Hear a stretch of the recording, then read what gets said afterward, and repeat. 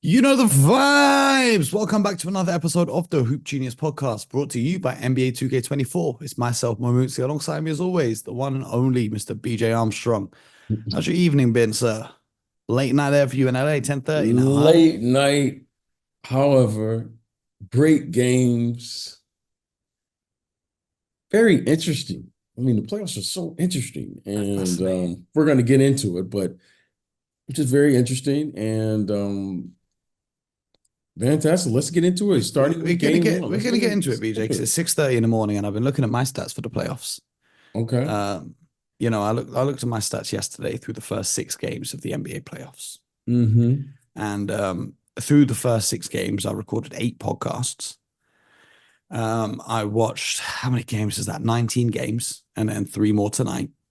Two YouTube videos, and I was trying to do YouTube videos every day, but staying up till 8 in the morning every day is killing me. So I've not been able to do more. I found four new gray hairs, and I've currently had a headache for now 3 days that won't go away. So I'm about 1 week away from asking BJ if I can crash on his couch for the rest of the playoffs because I Yes. am cooked. So let's get straight into this. Okay. Milwaukee Bucks down 2-1 to the Indiana Pacers. They went into Indiana, lost a close one in overtime, 121 to 118. Tyrese Right. Halliburton hit the game-winning floater and one to seal the deal. Interesting. It is ironic. They subbed out Dame Lillard for the final possession to have Patrick Beverley in there for his defense. And Patrick Beverley ends up being the one who gets beat off the dribble by Tyrese and ends up fouling him, giving away the and one. And Patrick Beverley actually said a while ago now that he's keeping the receipts on Tyrese Halliburton. And since then, Tyrese has hit two game winners against him. But yeah, great win for the Pacers. They now take a 2-1 lead. Giannis has got no sign of coming back. And Doc Rivers says that Dame's Achilles injury is playing up. So very worrying signs over there in Milwaukee, and Chris Middleton dealing with an injury. If we go and look at the stat sheet, Tyrese Halliburton, triple double, 18 points, 16 assists, 10 rebounds. Miles Turner led the team with 29 points. He hit four threes. Pascal Siakam, quiet night for him, going by his standards this far in the series. He only had 17. Nemhard had 16, Neesmith had 13, and over for the Milwaukee Bucks, Dame Lillard had 28. Chris Middleton was huge. He had 42 points. That injury didn't seem to be bothering him, and he in fact hit an insane three-pointer that sent the game into overtime. And Dame Lillard, we talked about in the last episode or a couple episodes ago about him struggling in the fourth quarter. He had 10 points in the fourth quarter this time. Doc Rivers did a better job of managing his minutes, whether that was Doc Rivers doing that or whether that was concerns about his Achilles. We don't know. But Dame's fourth quarter was pretty good. It's just a shame in overtime, the Milwaukee Bucks, well, it's a shame for them. I mean, I'm not mad at them. No one except Chris Middleton scored a basketball in overtime. He scored all 7 points for the Bucks. What was your takeaway from this one, BJ? It's been fascinating to watch the playoffs, and I don't even know if that's the correct word, fascinating. But I just keep being reminded of how important it is to get home court advantage. And when you look at a game like tonight, Indiana, I mean, they came out like gangbusters, and they came out playing well, especially early. Their bench, they get like double digits, contribution from Obi Toppin off their bench.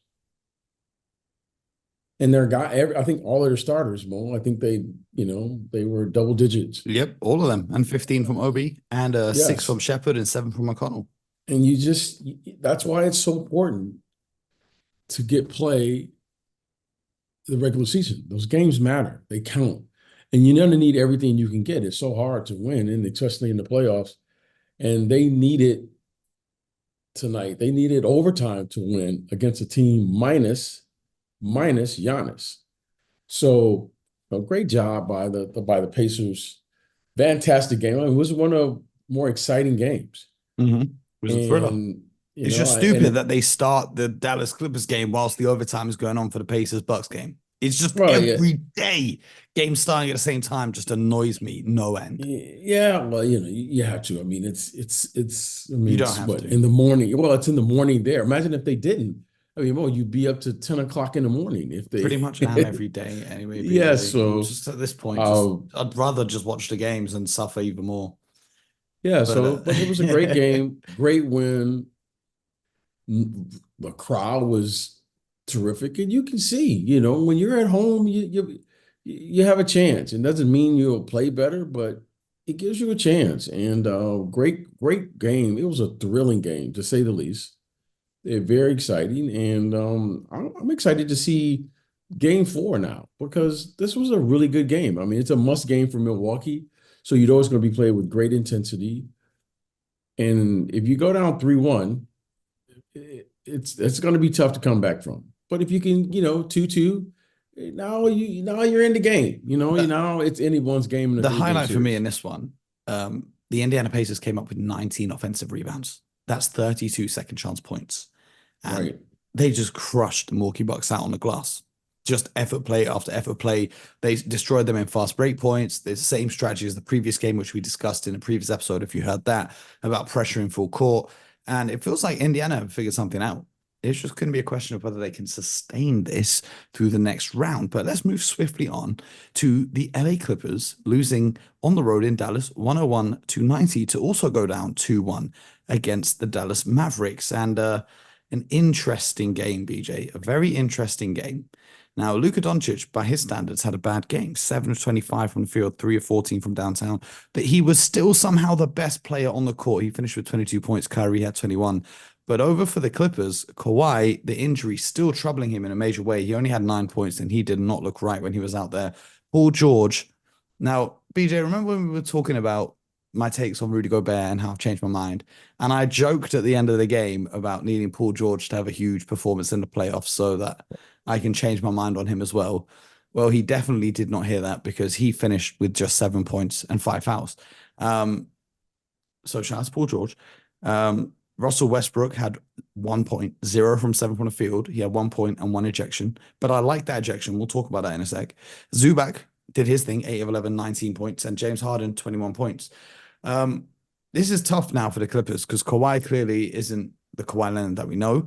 Having said that, Luka Doncic also picked up an injury. He left the game and came back in, and he's experiencing some stiffness in his knee ahead of the next game. He's already said it going into game 4. So with both of the best players potentially hobbled or injured for the next game, it's going to come down to the others. But what did you see in this one tonight? Because the way that the Dallas Mavericks just destroyed them, if I'm going to be completely honest, since kind of midway through the second quarter, they took the lead and they did not look back. It doesn't look to me like there's much hope because the Mavericks shot 25% from behind the arc. And if they can still win whilst doing that, you're in trouble if you're the Clippers. Well, I thought I was watching an and one video during the course of this game. I mean, you would know something like this. How many dunks the Dallas Dallas Mavericks Mavericks have? had 10 dunks in the first half, which I believe was some sort of record. Yeah, it really, I was watching the game and clearly, The most dunks there a was team in the something. playoffs has had over the last 25 years per ESPN stats and info. Okay, I mean, see, again, I mean, I'm just watching the game, and I was like, how many dunks? I mean, it was just dunk after dunk after dunk. It was like alley oop after alley oop. I didn't know what was going on. I was ready for some music to come on as the game was going on, and then we got a He's little heating video. up. Yes, yes, and Dallas has figured out something. I went to game one, and I told you after the game, I said, this is a setup game because they're not going to, the Dallas Mavericks, they're not going to play this bad again for the rest of this series.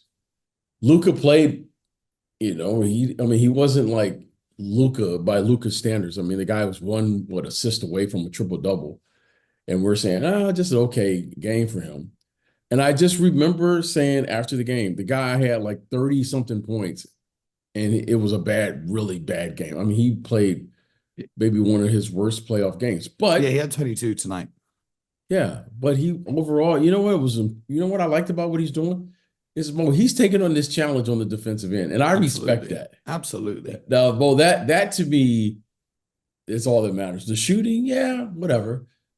But he's taking on the challenge, and when your best player takes on the challenge, everything else is called and falls in place. So, I mean, They clearly look like the better team. They Yeah. clearly look like the better team For now. me, Daniel Gafford was amazing. PJ Washington had an amazing game. Derek Jones Jr. brought the energy, and I loved the little back and forth. PJ Washington folding his arms and Oh, staring down the Clippers bench, and then Russell Westbrook getting himself ejected for pushing Luka Doncic and trying to punch PJ Washington, and PJ Washington just laughing in his face. Now, people think that Russell Westbrook had an awful game. If you actually watch the game at the start, Russell Westbrook's defense and his ability to get out in transition was the spark plug to keep the Clippers in the game.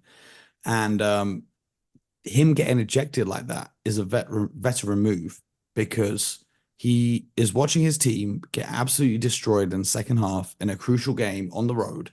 And he just wanted to ignite some sort of energy, some sort of heart, some sort of passion in his squad. And it's really concerning to me, BJ. This is the concerning part I have. Not one of his teammates went and stood up for him in that little skirmish. It was just Russ against the Mavericks, which is a little bit worrying. What was your take on it?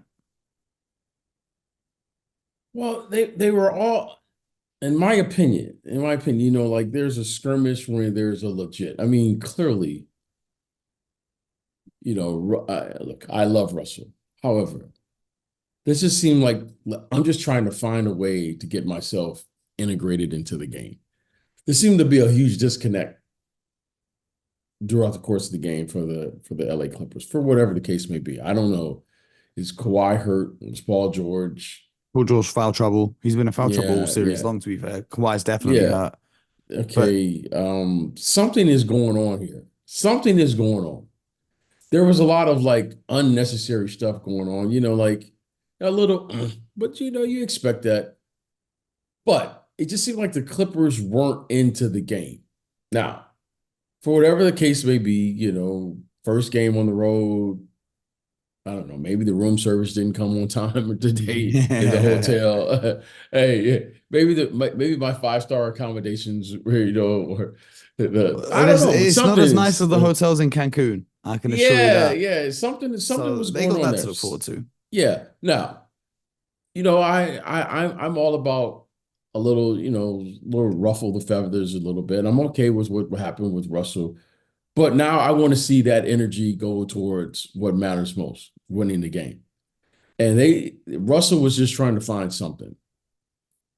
And it's going to get a little physical out there. It's going to get a little, it's this is the big boys now. This is what it is. So I respect it. However, I'm expecting a great, great effort to win game four. Now, that's what I'm really expecting. I mean, it's two game fours for sure I'm looking forward to. There's Dallas Mavericks, and I'm really looking forward to see how the Indiana Pacers respond. Mhm.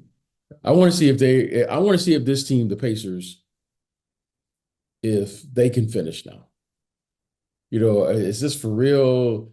I mean, give Chris Middleton, like I didn't even know he had that in him at this stage, man. Mhm. To come up with 40 points. I mean, he made some big shots tonight. I mean, he was like Chris Middleton of old. I mean, that's the one we've been waiting on. I mean, And he was he looked, questionable to even play with an yeah, injury. that's what I'm saying. He looked fantastic. So, I'm really looking forward to it. I'm going to say this: the Clippers are experienced. They have enough firepower from their team to win. They're well coached, and I think it's going to be great. Now, as I look at this series, I thought Luka and Kawhi would cancel each other out, and I thought the difference in the series it would come down to Kawhi, not Kawhi Leonard, Paul George, Kyrie. and Kyrie Irving. I think I mentioned that to you, and Kyrie. If that's your number two now, all right, if you want to say he's a number two, right? I think it's just one and 1A, but if you want to say he's number two, just for the sake of the argument, they've got a little rhythm going now. And they got a nice balance. I like how J Kidd play those guys together. Talking about utilizing Kyrie Irving and Luka. They got a really nice flow. And right now, Kyrie is quietly having a really, really nice series. I mean, he's been steady, Mo. I mean, he's been really, really steady. Mhm. Especially in the He's stretches where Luca's not in the game. Yeah, and that's what I was just about to say, Mo. So you and I, now we've been working together for so long, we just take the sentences right out of each other. And Kyrie, I mean, well, when Luka's down, Kyrie goes to it. And to me, that's been the difference in the game. Kyrie has been consistently the best player on the floor when Luka's And not on and I the floor. also want to shout out to Derek Lively, who had his mother pass away just before the series began. And the fact that he's out there and performing at a high level, Yeah. all credit to that. Yeah, one of the youngest players in the NBA. Our And best, yes, if it that's wasn't best for off Wemby the. and Chet being so amazing, we'd all be talking about how great his rookie season has been Hmm. because he's been sensational. But now let's talk about the Timberwolves and the Phoenix Suns. The Suns had home court tonight and they lost embarrassingly once again. Now, BJ, 126 to 109, Timberwolves take the win. I want to know if I was imagining things. Did the Suns get a 24-second violation after a timeout? The one time in the game Yeah, where I'm you're not gonna go supposed to there. draw something up. I'm not gonna go there. I'm just gonna continue to marvel at this young man, Mr. Anthony Edwards. This young man, Mo, is just he's a pleasure to watch. He's just a pleasure. I mean, he has this. First of all, he has a sense of humor, so you gotta like that. Oh, he's hilarious. He's. I mean, he really is. I mean, you gotta love his. You have to love his personality. He plays with such confidence. I mean, he just takes on the challenge, and he responds. I mean, well, now he's like the circus. He's just taking his show on the road now. He just takes his show from place to place, and he shows up, and he has a certain style and flair that you just Do you kind of know what he like. just said on SportsCenter? What do you say? He said, I just want to kill everything that's in front of me. That's the main thing, pretty much. That's all there is to it.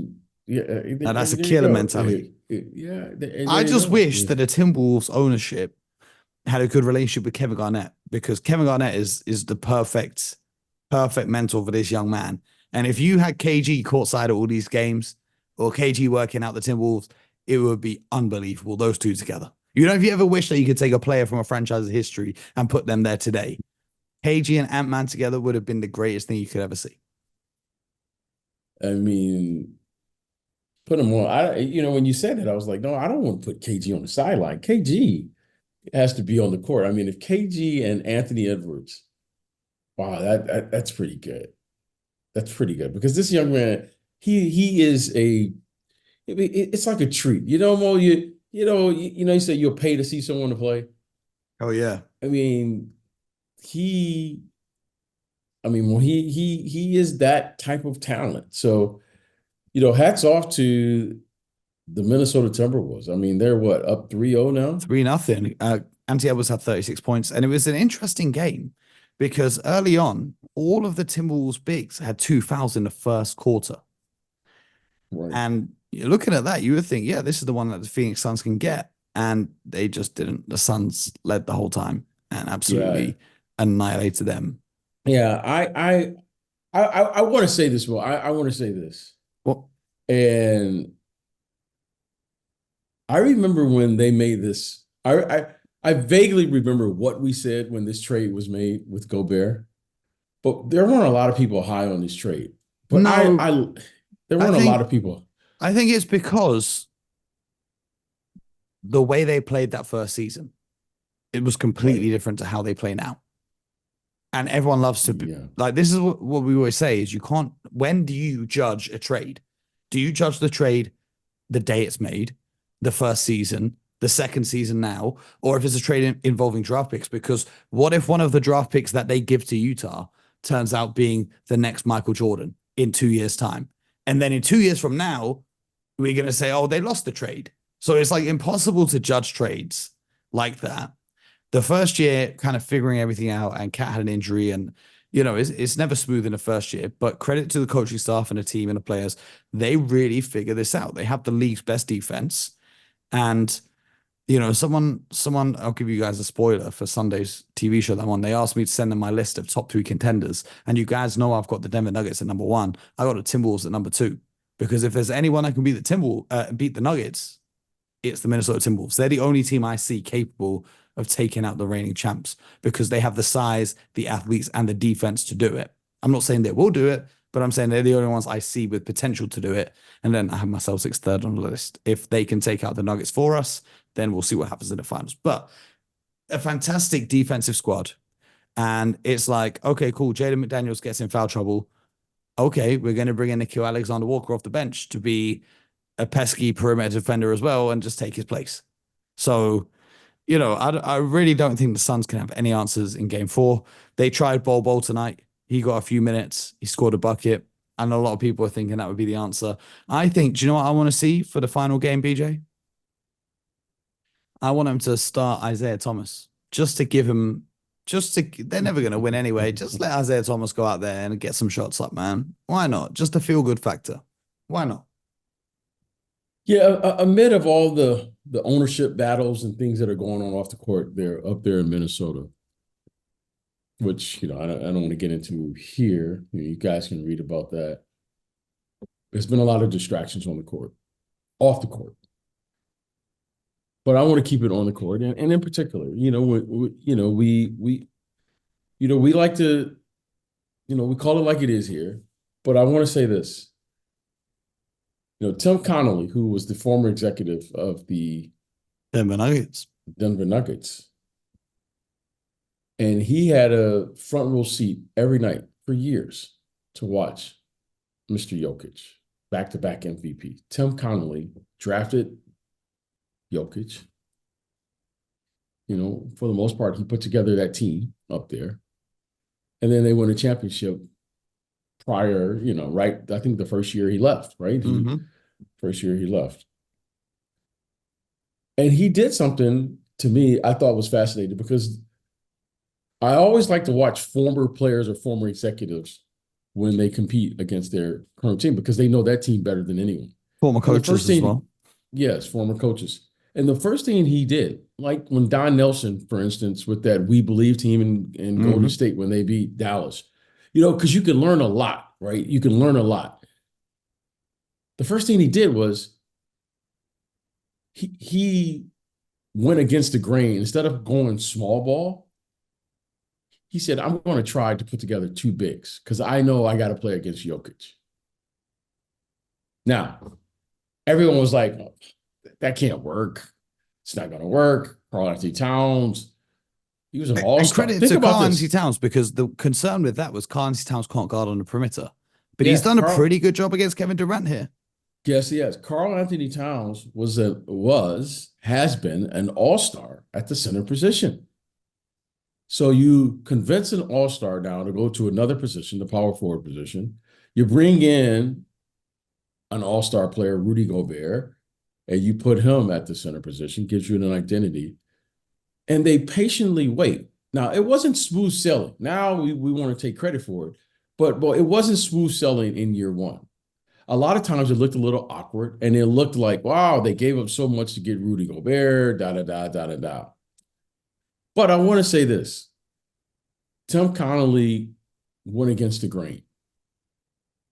And now Tim Connolly looks like, okay, I kind of saw your vision now of what this could be. And it allowed Anthony Edwards to evolve into this player now that we are without question. I mean, can we put this to bed now? He's without question the top 5 player in the NBA. I ain't mad at that. I ain't mad at that. Now, you and got to take Kevin Durant out of your top 5 now. Can we put that to bed? I don't know who's in your top 5. Not Kevin Durant. But Anthony Edwards, if he's not in your top 5, I mean, we said this long ago. I don't know how long ago we said it, but Anthony Edwards is in. He is the real deal. He is a difference maker, and this young man affects the bottom line. So I want to give credit where credit is due. Those guys up there have put together a really nice team, and they put themselves in position to compete. Now, that's what I got to say about this organization. They put themselves in position to compete. Now, clearly, it's a big task when you look at Mr. Jokic. I mean, Mr. Jokic is still it's going to take more. Yeah, we'll get to that when we preview the Yeah, yeah, second yeah. round. But But I we want to also give them will do the credit. Give those autopsy on the guys Phoenix credit. Suns because they're in a tough position as well. Right. But let's preview tonight's games. Sorry to cut you off, but Yeah. I don't Well, want well, to, I don't okay. want Can we to, say, I don't want them to I miss don't, out I'm when we not, do the preview no, episode. I You know don't what I want to mean? miss out, but can I just say this before we move on? Go ahead, go ahead. The Phoenix Suns, because we didn't spend a lot of time on Yeah, because Phoenix, the because Phoenix Suns we were don't know how good. to just lose like normal people. They have to be Uh, humiliated every year in the playoffs. It's like a yeah, ritual for them now. I don't know what's going on up there in Phoenix, but Neither do they. something doesn't look right to me, Mo. Okay. All right, It's the first two almost as if games. a billionaire buying a team and just getting whatever player he wants, as if it's NBA 2K, doesn't work in real life. And that's why you should buy Yeah. NBA 2K through the link in our bio, Mr. Matt Ishbia, instead of doing it in real Something, life. A lot something cheaper. doesn't, something doesn't look right to me. Now, I'm not there. I don't know, but something doesn't look right. I don't like the I don't like the body language of this group. You ever watch a team and you go, They don't something care. isn't, They don't care. I want to shout out, I actually. know. I want to give a shout out here to Ross. Ross in our Discord server is the most hardcore Phoenix Suns fan. And he messaged at halfway through the game tonight. And he stayed up, BJ, he stays up for every Phoenix Suns game, the entire, even preseason, right? And this Shout man lives in out. Scotland. And he messaged at halftime and he said, "This team doesn't care. So why should I? I'm going to bed. Good night." I've Oh, never wow. seen that before. This man is Wow. up until 5 a.m. every game, 82 games of the regular season. Once you've lost Russ, you've lost it all because they There's don't care. something, I've never seen a something team. doesn't, Did you see Bradley Beal smirking after a timeout? Like, you're having 20, bro. Look like you actually care. something is not right. Something is not right. Now, again, I don't know, but I was just watching the body language. All right, you lose the game. It's like the Lakers playing against Denver. At least I they know look what's pissed wrong. off. Yeah, but okay, this team has my number. This Phoenix Suns, something doesn't look right. And, eventually it'll come out. But right now, Mo, I just wanted to say that about All right. Phoenix. Yeah, And let's move I on. won't tell everyone what it is yet. We'll save that for the off season. Okay. Anyway, let's preview tonight's games. There's 4 games happening tonight. The first one, very early tip off, the Cleveland Cavaliers in Orlando against the Magic.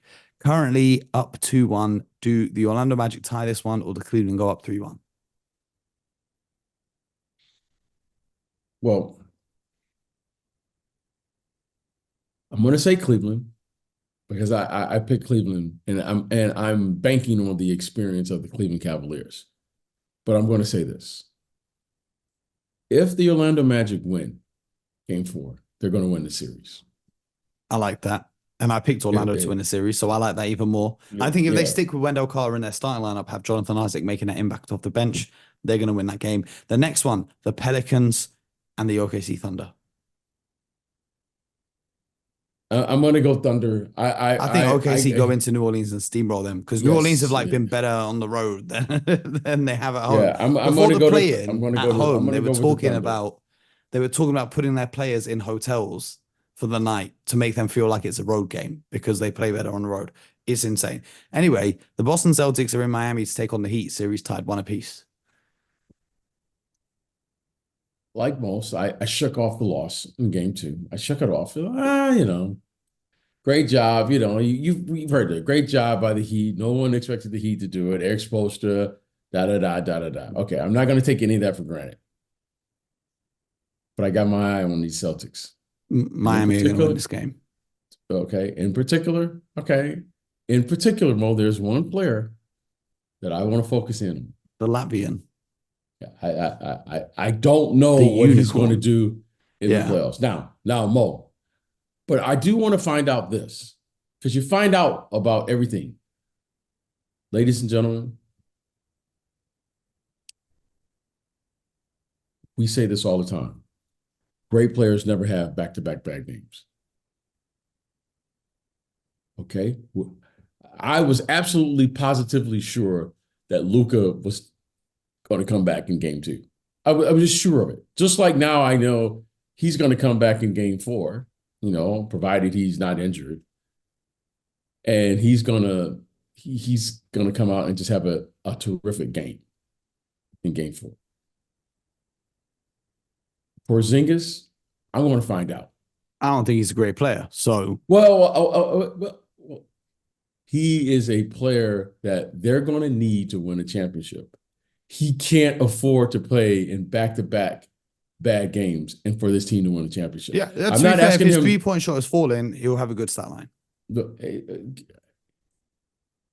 Scoring can't be your only contribution to a game on a championship caliber team. Well, it's going to take I'm the whole not. team to actually close out some 3-point shooters this I'm time. not gonna bail him out. We call him the unicorn, right? That's his name. He is the one that I don't know what's gonna happen in the playoffs when it gets thick over there, Mo. Mm-hmm. I don't know. I do know he put together a terrific regular season. I do know he has talent. He shows flashes of like you go this year, Mo. You show flashes where maybe there was a big three. You could say that. Yeah, there was a lot of games. He was the second best player. Okay, so I want to see Mo if he can make a contribution because he can block shots, he could rebound, he can defend, he could switch. He shows you flashes now.